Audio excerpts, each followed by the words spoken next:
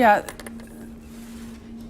Recognize that 6 years ago, Senator McConnell sat here and said, you got to vote for me. All your coal jobs are going to come back.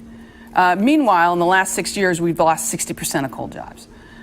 He has used you and our state to bicker with the other side, and he hasn't planned for the future. Coal powered this country. I want to go to the Senate to make sure that our coal communities get what's owed back to them for powering this country.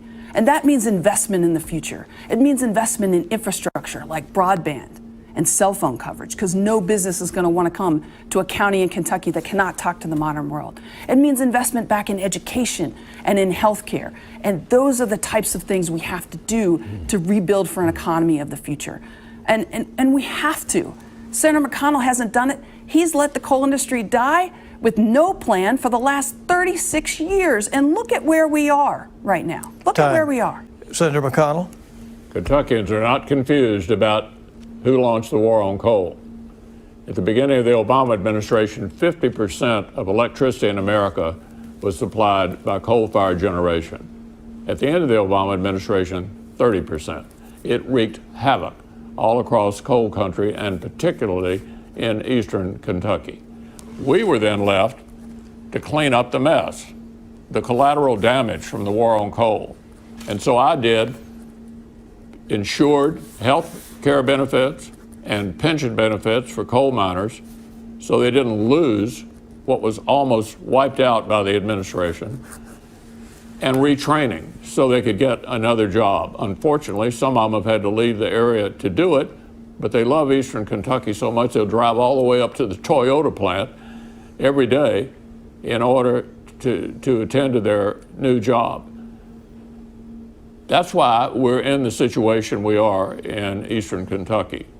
And there's no mistake about who caused it. Lieutenant Colonel McGrath, 30 seconds. I think it just starts with being honest with people. I've always taught that, to be honest with people in the Marine Corps. The decline of coal is a function of renewable energy being cheaper. It's a function of automation. It's a function of fracking, which frankly Senator McConnell pushed for. But the real thing is we've got to have a plan for the future.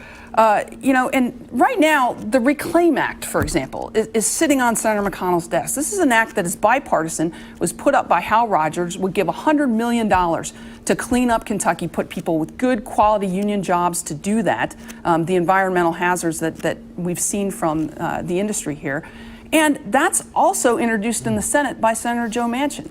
Well, why is it sitting on McConnell's desk? Time, Senator McConnell. Your additional Well, let me response? ask you, what is that plan? What is the plan you've got that's going to produce jobs in eastern Kentucky? Lay it out for us right now.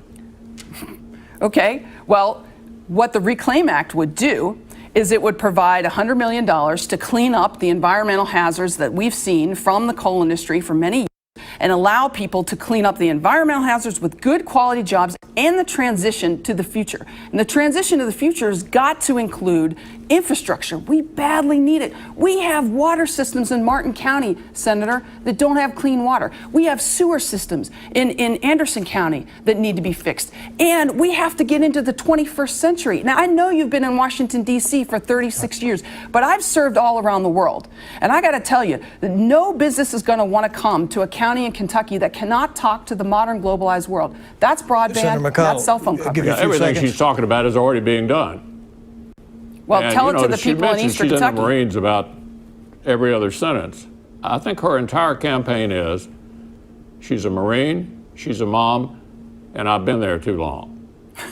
What we need to see are specifically what she has in mind to fix the issues that she thinks need fixing.